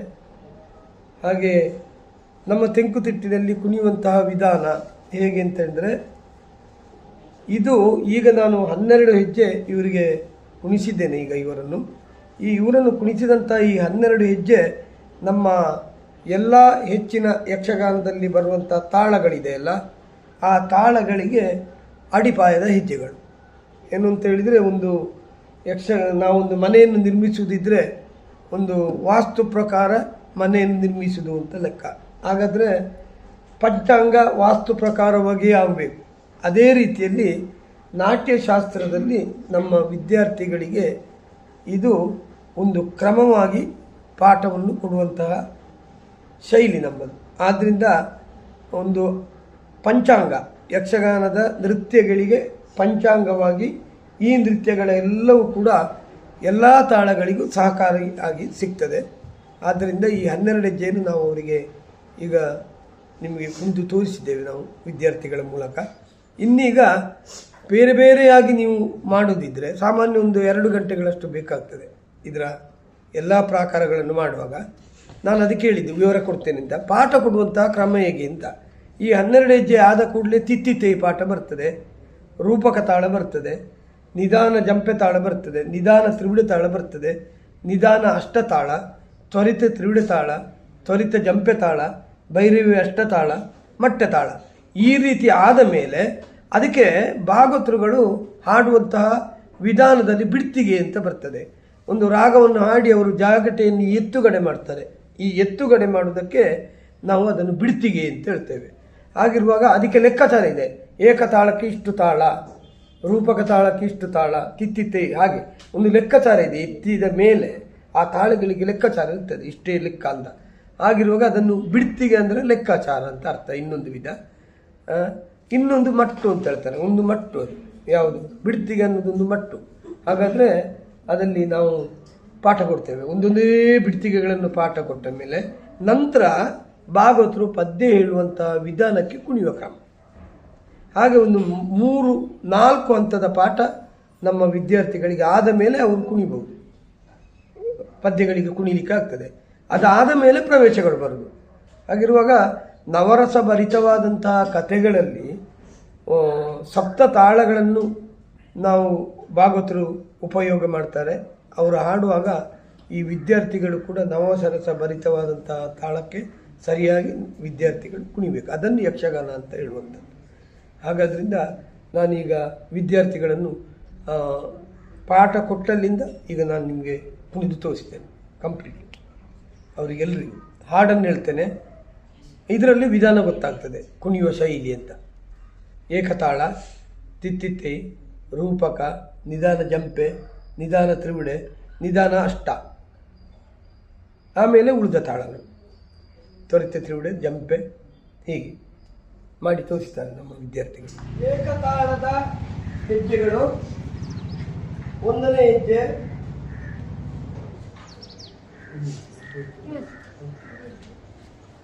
ಹೆಜ್ಜೆಗಳು. ಒಂದನೇ ಹೆಜ್ಜೆಯಿಂದ ಇದು ನೋಡಿ, ಕೈಗಳೆಲ್ಲ ಚಂದ ಕೊಡಿ, ಆಯ್ತಾ? ಕೊಡಿ.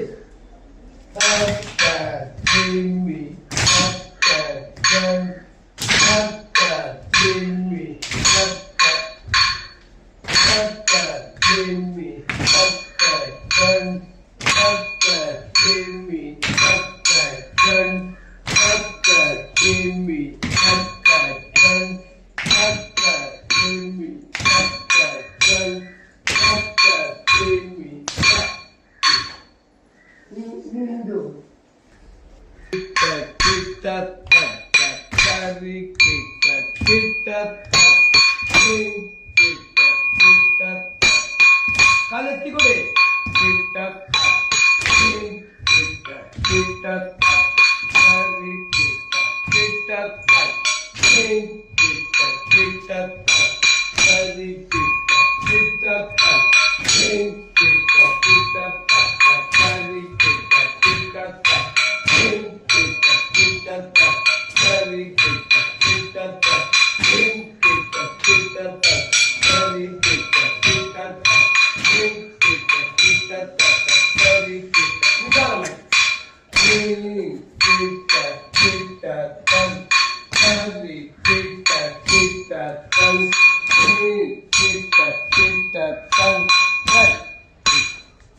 ಮೂರನೇ ಹೆಜ್ಜೆ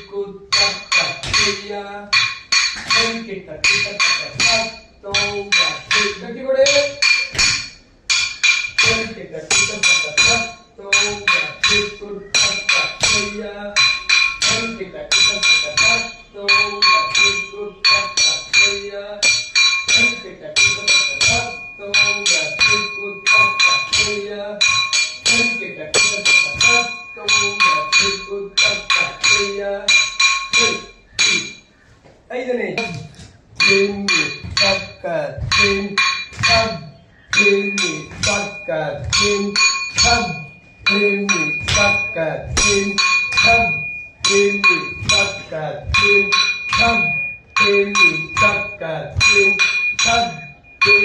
ಆಮ್ಲೆಗೆ ಕೊಡಿ.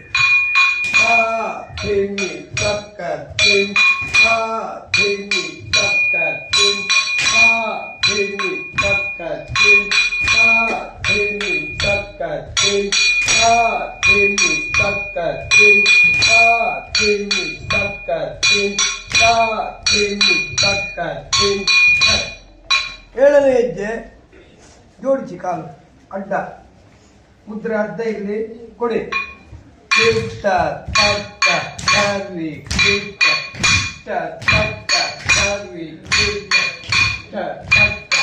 ಹೊಡಿರಿ.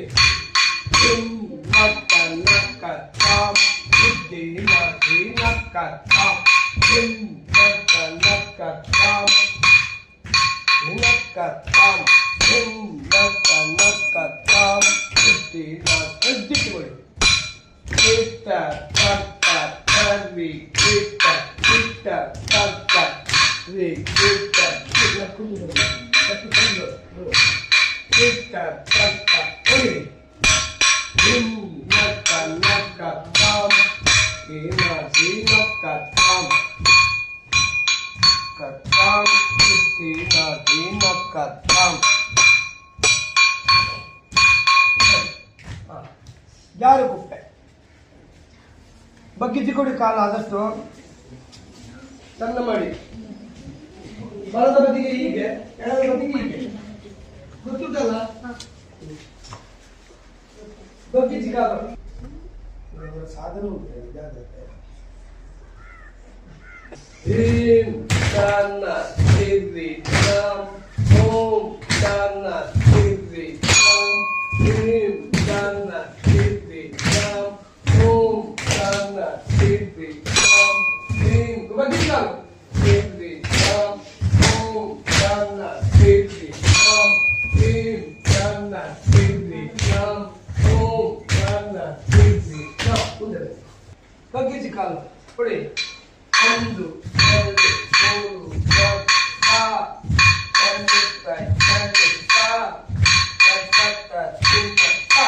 4 ಬಗ್ಗಿಸಿ ಕಾಲು ಬಗ್ಗಿಸಿ ಕೊಡಿ. 1 2 3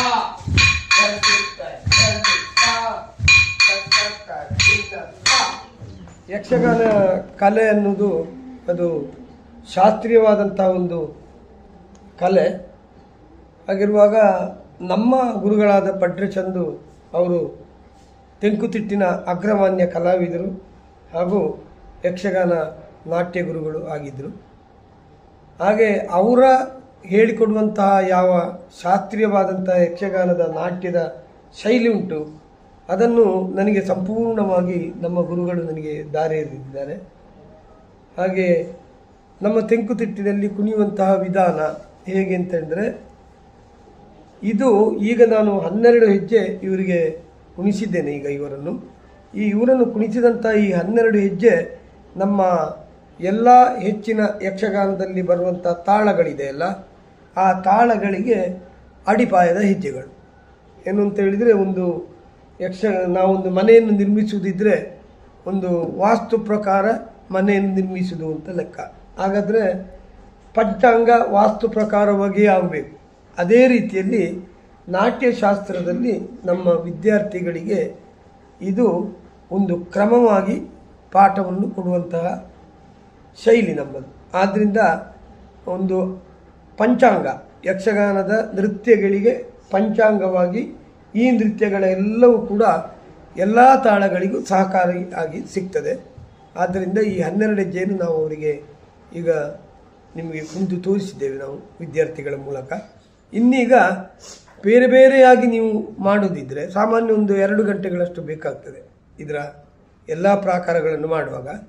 ನಾನು ಅದಕ್ಕೆ ಹೇಳಿದ್ದು ವಿವರ ಕೊಡ್ತೇನೆ ಅಂತ. ಪಾಠ ಕೊಡುವಂತಹ ಕ್ರಮ ಹೇಗೆ ಅಂತ, ಈ 12 ಹೆಜ್ಜೆ ಆದ ಕೂಡಲೇ ತಿತ್ತಿತೈ ಪಾಠ ಬರ್ತದೆ, ರೂಪಕ ತಾಳ ಬರ್ತದೆ, ನಿಧಾನ ಜಂಪೆ ತಾಳ ಬರ್ತದೆ, ನಿಧಾನ ತ್ರಿವಿಡ ತಾಳ ಬರ್ತದೆ, ನಿಧಾನ ಅಷ್ಟತಾಳ, ತ್ವರಿತ ತ್ರಿವಿಡ ತಾಳ, ತ್ವರಿತ ಜಂಪೆ ತಾಳ, ಭೈರವಿ ಅಷ್ಟತಾಳ, ಮಟ್ಟೆ ತಾಳ. ಈ ರೀತಿ ಆದ ಮೇಲೆ ಅದಕ್ಕೆ ಭಾಗವತರುಗಳು ಹಾಡುವಂತಹ ವಿಧಾನದಲ್ಲಿ ಬಿಡ್ತಿಗೆ ಅಂತ ಬರ್ತದೆ. ಒಂದು ರಾಗವನ್ನು ಹಾಡಿ ಅವರು ಜಾಗಟೆಯನ್ನು ಎತ್ತುಗಡೆ ಮಾಡ್ತಾರೆ. ಈ ಎತ್ತುಗಡೆ ಮಾಡುವುದಕ್ಕೆ ನಾವು ಅದನ್ನು ಬಿಡ್ತಿಗೆ ಅಂತ ಹೇಳ್ತೇವೆ. ಹಾಗಿರುವಾಗ ಅದಕ್ಕೆ ಲೆಕ್ಕಾಚಾರ ಇದೆ. ಏಕತಾಳಕ್ಕೆ ಇಷ್ಟು ತಾಳ, ರೂಪಕ ತಾಳಕ್ಕೆ ಇಷ್ಟು ತಾಳ, ತಿತ್ತಿತ್ತೈ, ಹಾಗೆ ಒಂದು ಲೆಕ್ಕಾಚಾರ ಇದೆ. ಎತ್ತಿದ ಮೇಲೆ ಆ ತಾಳಗಳಿಗೆ ಲೆಕ್ಕಾಚಾರ ಇರ್ತದೆ, ಇಷ್ಟೇ ಲೆಕ್ಕ ಅಂತ. ಆಗಿರುವಾಗ ಅದನ್ನು ಬಿಡ್ತಿಗೆ ಅಂದರೆ ಲೆಕ್ಕಾಚಾರ ಅಂತ ಅರ್ಥ. ಇನ್ನೊಂದು ವಿಧ, ಇನ್ನೊಂದು ಮಟ್ಟು ಅಂತ ಹೇಳ್ತಾರೆ. ಒಂದು ಮಟ್ಟು, ಅದು ಯಾವುದು ಬಿಡ್ತಿಗೆ ಅನ್ನೋದೊಂದು ಮಟ್ಟು. ಹಾಗಾದರೆ ಅದರಲ್ಲಿ ನಾವು ಪಾಠ ಕೊಡ್ತೇವೆ. ಒಂದೊಂದೇ ಬಿಡ್ತಿಗೆಗಳನ್ನು ಪಾಠ ಕೊಟ್ಟ ಮೇಲೆ ನಂತರ ಭಾಗವತರು ಪದ್ಯ ಹೇಳುವಂಥ ವಿಧಾನಕ್ಕೆ ಕುಣಿಯುವ ಕ್ರಮ. ಹಾಗೆ ಒಂದು 3-4 ಹಂತದ ಪಾಠ ನಮ್ಮ ವಿದ್ಯಾರ್ಥಿಗಳಿಗೆ ಆದ ಮೇಲೆ ಅವರು ಕುಣಿಬಹುದು, ಪದ್ಯಗಳಿಗೆ ಕುಣಿಲಿಕ್ಕೆ ಆಗ್ತದೆ. ಅದಾದ ಮೇಲೆ ಪ್ರವೇಶಗಳು ಬರುವುದು. ಹಾಗಿರುವಾಗ ನವರಸ ಭರಿತವಾದಂತಹ ಕಥೆಗಳಲ್ಲಿ ಸಪ್ತ ತಾಳಗಳನ್ನು ನಾವು ಭಾಗವತರು ಉಪಯೋಗ ಮಾಡ್ತಾರೆ. ಅವರು ಹಾಡುವಾಗ ಈ ವಿದ್ಯಾರ್ಥಿಗಳು ಕೂಡ ನವರಸ ಭರಿತವಾದಂತಹ ತಾಳಕ್ಕೆ ಸರಿಯಾಗಿ ವಿದ್ಯಾರ್ಥಿಗಳು ಕುಣಿಬೇಕು. ಅದನ್ನು ಯಕ್ಷಗಾನ ಅಂತ ಹೇಳುವಂಥದ್ದು. ಹಾಗಾದ್ರಿಂದ ನಾನೀಗ ವಿದ್ಯಾರ್ಥಿಗಳನ್ನು ಪಾಠ ಕೊಟ್ಟಲ್ಲಿಂದ ಈಗ ನಾನು ನಿಮಗೆ ಕುಣಿದು ತೋರಿಸ್ತೇನೆ ಕಂಪ್ಲೀಟ್. ಅವರಿಗೆಲ್ಲರಿಗೂ ಹಾಡನ್ನು ಹೇಳ್ತೇನೆ. ಇದರಲ್ಲಿ ವಿಧಾನ ಗೊತ್ತಾಗ್ತದೆ, ಕುಣಿಯುವ ಶೈಲಿ ಅಂತ. ಏಕತಾಳ, ತಿತ್ತಿತ್ತಿ, ರೂಪಕ, ನಿಧಾನ ಜಂಪೆ, ನಿಧಾನ ತ್ರಿವಿಡೆ, ನಿಧಾನ ಅಷ್ಟ, ಆಮೇಲೆ ಉಳಿದ ತಾಳಗಳು ತ್ವರಿತ ತ್ರಿವಿಡೆ, ಜಂಪೆ, ಹೀಗೆ ಮಾಡಿ ತೋರಿಸ್ತಾರೆ ನಮ್ಮ ವಿದ್ಯಾರ್ಥಿಗಳು.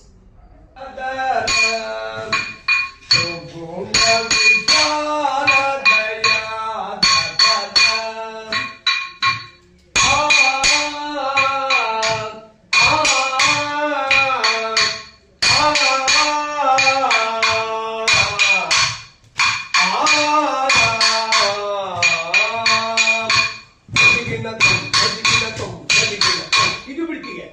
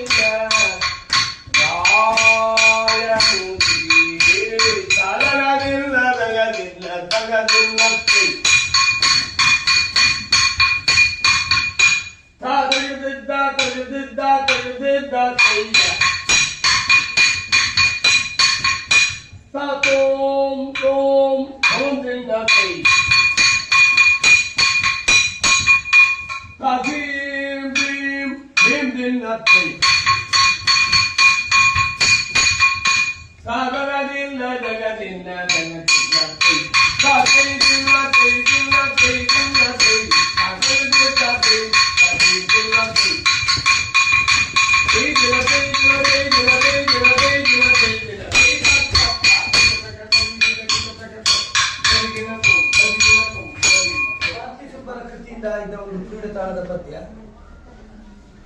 ನೋಡಿದರು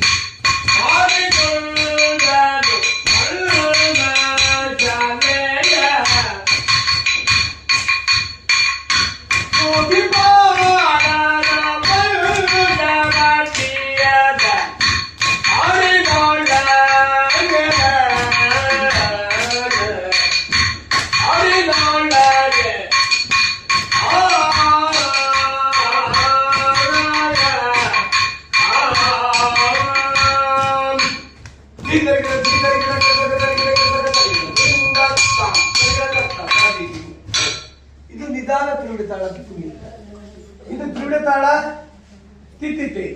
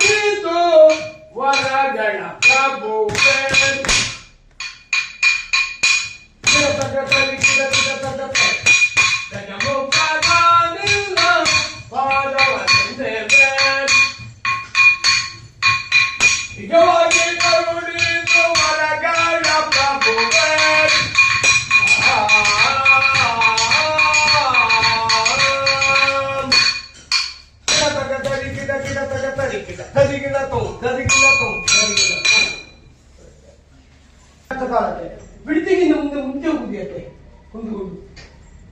ಆಗಿಂದ ನಾನು ನಿಮ್ಮನ್ನು ನೋಡ್ತಾ ಇದ್ದೇನೆ ಎಲ್ಲರ. ಹೇಳಿ.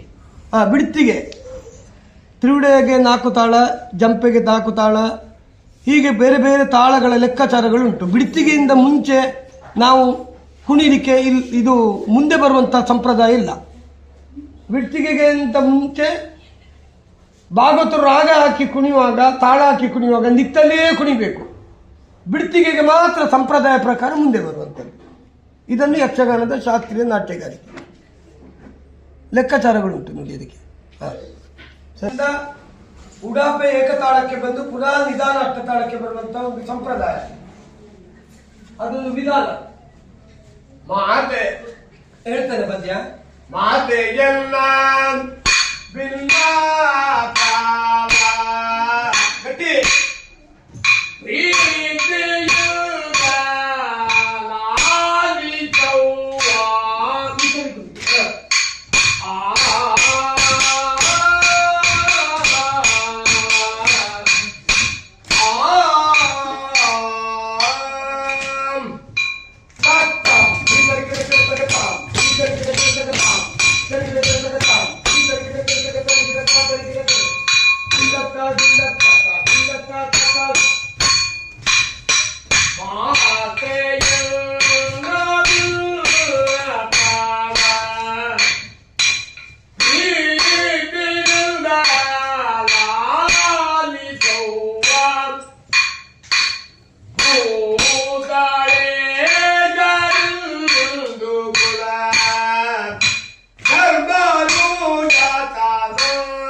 ಮಾತೆ ಮಾತೆಯನ್ನ ಭಿನ್ನ ಪಾಪ ಪ್ರೀತಿಯಿಂದ ಲಾಲಿಸವ್ವ ಭೂತಲೇಶ ನಿಂದು ಕುಲ ಧರ್ಮನು ಜಾತಾನ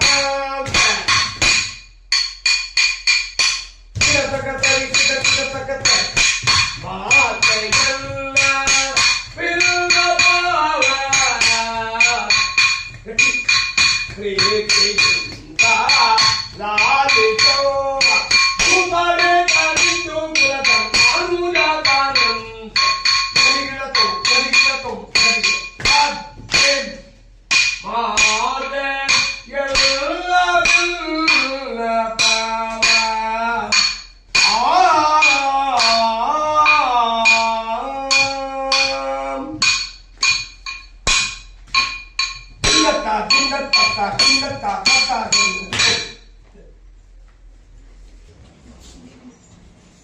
ಎದುರು ನೋಡಿ. ಹೊಲದ ಫಲಗಳ ಕೊಯ್ದು ಲಕ್ಕಳ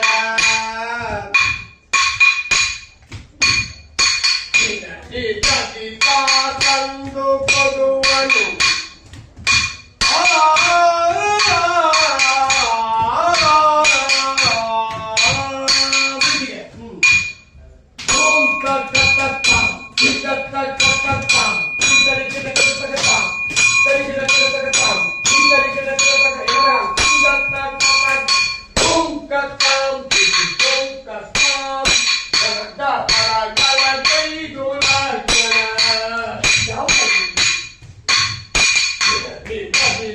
ತಂದು ಕೊಡುವನು ಹೊಲದೊಳಗಿಸುವುದರಿಂದ ಕಳೆದರು ಕೆಲವು ದಿನಗಳ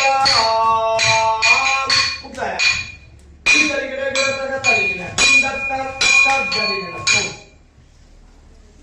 ಇನ್ನೆರಡು ತಾಳ ನಡೆಗೆ ಮಾತ್ರ. ಆದರ ಕೊಳಕು ಕಾಯಾದ ಮಾತರ ಸುಂದ ಗಟ್ಟಿ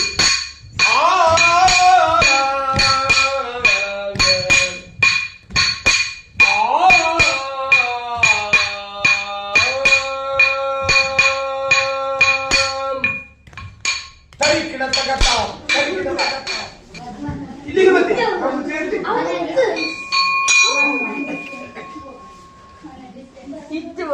ಭೈರವಿ ಅಷ್ಟ ತಾಳ ಕೊಡಿ. ಓಂ ಕನ್ನಡ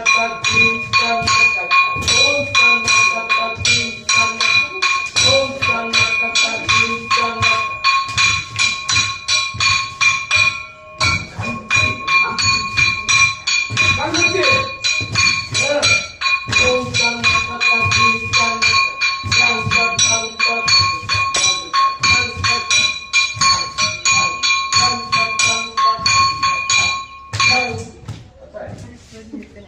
ಮತ್ತೆ ತಾಳ ಮತ್ತೆ ತಾಳ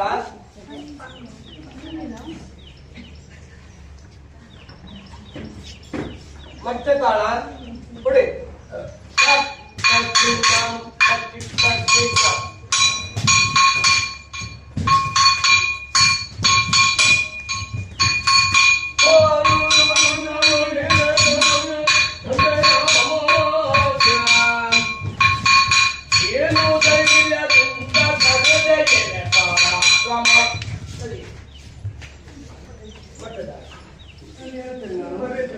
ಪ್ರವೇಶದ ನೃತ್ಯ ಪ್ರಾಕಾರಗಳು ಟಡೌ ಟಂ ಟಂ ಟಂ ಟಡೌ ಟಂ ಟಡೌ ಟಂ ಟಂ ಟಡೌ ಟಂ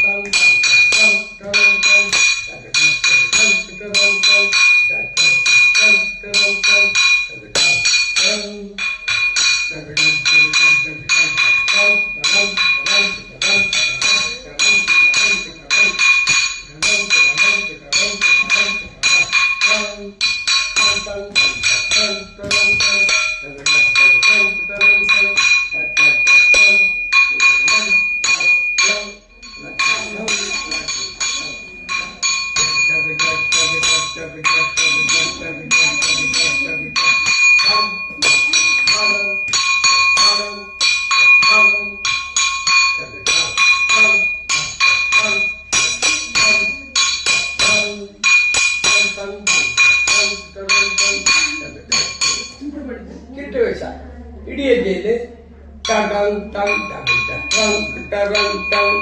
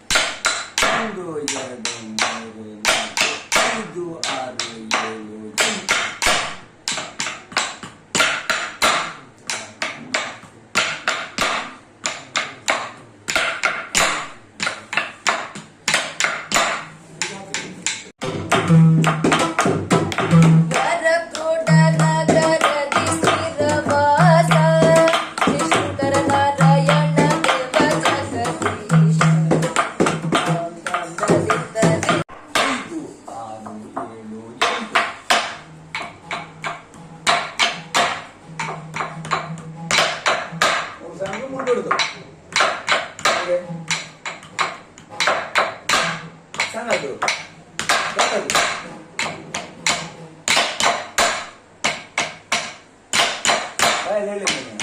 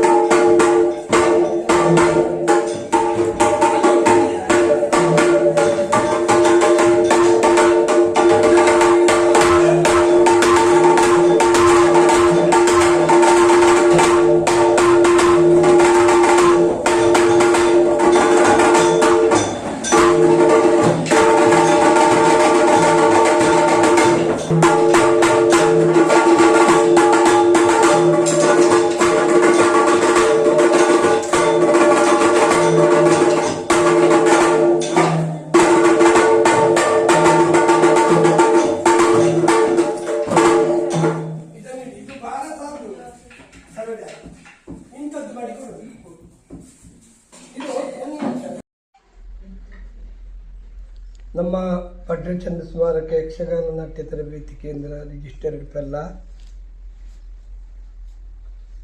ನಮ್ಮ ಯಕ್ಷಗಾನ ಕೇಂದ್ರದ ಮೇಲೆ ಅಭಿಮಾನವನ್ನಿಟ್ಟು ಯಕ್ಷಗಾನದ ನಾಟ್ಯ ಕಲಿಸುವ ವಿಧಾನ, ನಮ್ಮ ವಿದ್ಯಾರ್ಥಿಗಳಿಗೆ ಚಟುವಟಿಕೆಗಳು ಹೇಗೆ ಎಂಬುದನ್ನು ನೋಡಿ ಆಮೇಲೆ ಯೂಟ್ಯೂಬ್ ಚಾನಲ್ನಲ್ಲಿ ಅದನ್ನು ಪ್ರಸಾರ ಮಾಡುವ ಒಂದು ಒಳ್ಳೆಯ ಕೆಲಸಕ್ಕೆ ನಮ್ಮ ಆತ್ಮೀಯರು ಹೊರಟಿದ್ದಾರೆ. ಹಾಗಾದ್ದರಿಂದ ಸಕಾಲಕ್ಕೆ ಸರಿಯಾಗಿ ನಮ್ಮ MKB ಯೂಟ್ಯೂಬ್ ಚಾನಲ್ನವರು ಬಂದಿದ್ದಾರೆ ಮತ್ತು ಅವರ ಹೆಸರು ಮರವಳ ಕೃಷ್ಣ ಭಟ್ ಅಂತ, ಹಾಗೆ ಮತ್ತೊಬ್ಬ ಶಿವಪ್ರಸಾದ್ ಕಳತ್ತೂರು, ಮತ್ತೊಬ್ಬರು ಹರೀಶ್ ಹಳೆಮನೆಯವರು. ಹಾಗೆ ಇವರೆಲ್ಲರೂ ಬಂದು ನಮಗೆ ನಮ್ಮ ಮಕ್ಕಳ ನಾಟ್ಯ ವಿಧಾನಗಳನ್ನೆಲ್ಲ ನೋಡಿದ್ದಾರೆ. ಹಾಗಾದ್ರಿಂದ ಅವರು ಬಂದು ನಮ್ಮ ಈ ರೆಕಾರ್ಡನ್ನೆಲ್ಲ ಮಾಡಿಕೊಂಡಿದ್ದಾರೆ. ಆದ್ದರಿಂದ ನಮ್ಮ ನಾಟ್ಯ ಕಲಿಸುವ ವಿಧಾನವನ್ನೆಲ್ಲ ನೋಡಿಕೊಂಡು ಬಹಳಷ್ಟು ಸಂತೋಷಪಟ್ಟಿದ್ದಾರೆ. ಆದ್ದರಿಂದ ನಮ್ಮ ಯಕ್ಷಗಾನ ಕೇಂದ್ರದ ವಿದ್ಯಾರ್ಥಿಗಳು ಮತ್ತು ಪೋಷಕರು ನಮ್ಮಿಂದ ಅವರಿಗೆ ಹಾರ್ದಿಕವಾದಂತಹ ಧನ್ಯವಾದವನ್ನು ಸಮರ್ಪಿಸ್ತೇವೆ.